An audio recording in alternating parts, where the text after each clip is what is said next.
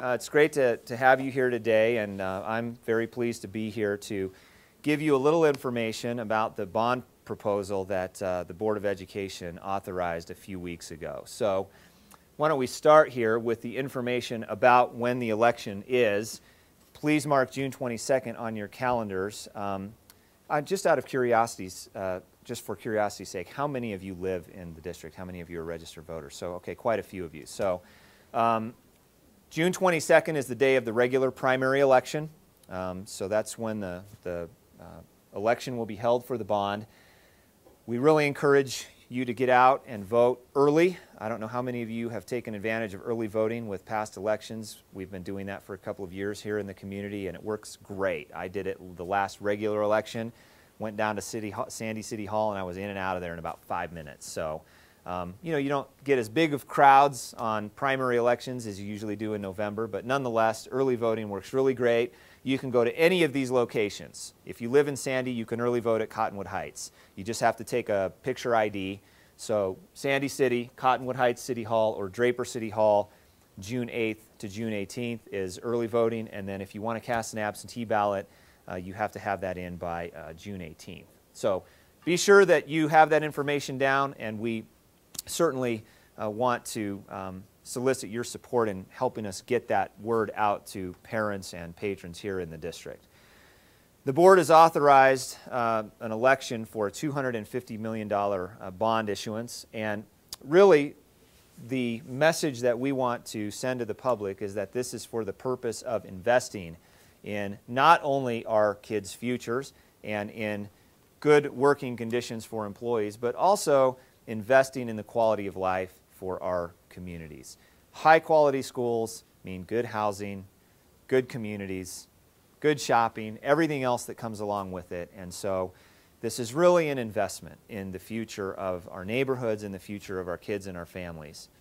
Next. Now, I feel pretty strongly that if all we do is put new brick and mortar up, we've missed the boat.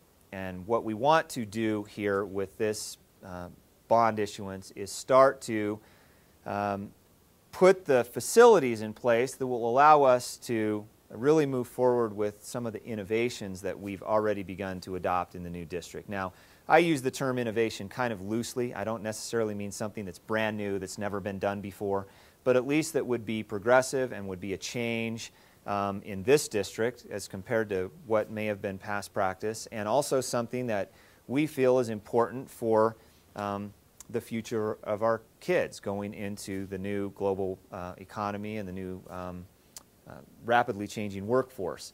So first of all, as you know, the board has agreed to reconfigure the grades in this district, and so we want to move forward with a grade 9 through 12 and a high school, grade 6 through 8 middle school, and grade K through 5 elementary schools, which for those of you who have worked in the Jordan district for a number of years know that it used to be that way in Jordan 25 years ago. So it's not an innovation from the standpoint that it's brand new, and it's not an innovation from the standpoint that many other districts around the country have this grade reconfiguration or grade configuration, but it certainly would be new for a lot of the students and families and even employees in our district. The board's also innovating by moving forward with some new advanced high school diplomas, which we'll begin to award next year for students who qualify. We're looking at our curriculum and instruction strategies to modernize those a little bit and bring those in line with post-secondary and workforce expectations. We certainly want to innovate with the use of technology. Many of you are doing that already, and this is a school which by and large is pretty equipped to do that, but a lot of our schools aren't as equipped to do that. We want to be able to have all of the tools and resources associated with technology in schools that our kids have at home. We obviously want to improve and innovate with our teacher collaboration and professional development. We've adopted some new and innovative programs like the dual immersion language programs. We're going to expand those programs next year, and there hopefully will be some other choice and magnet programs to come. These will not be the last innovations. Obviously, this is just what we've done the first year, but the bottom line is we want to invest in the future. And we want to have school buildings and school programs that are modern, that are progressive, that people are excited about, and that really provide the kind of foundation that our kids need to succeed in the future. Modernizing our facilities is really critical. We have a lot of schools like this one that are in pretty good shape, but we have a lot that are not in very good shape. The average age of the schools in this district is 38 years, and we have several that are 50 years old and older. And so those need to be modernized with respect to technology, with respect to climate, air conditioning, heating, and so forth, seismic codes, students and patrons with disabilities, and so forth. Most importantly, we want facilities that will support the innovative academic plans that we want to put in place.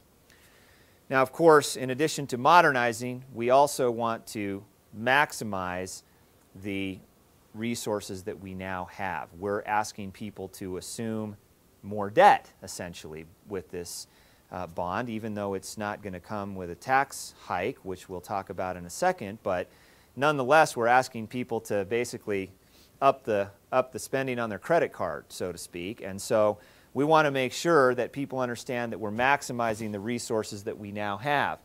It's really important to note that with construction and interest costs at all-time lows right now, if we can get this bond passed, we can build more schools and more projects with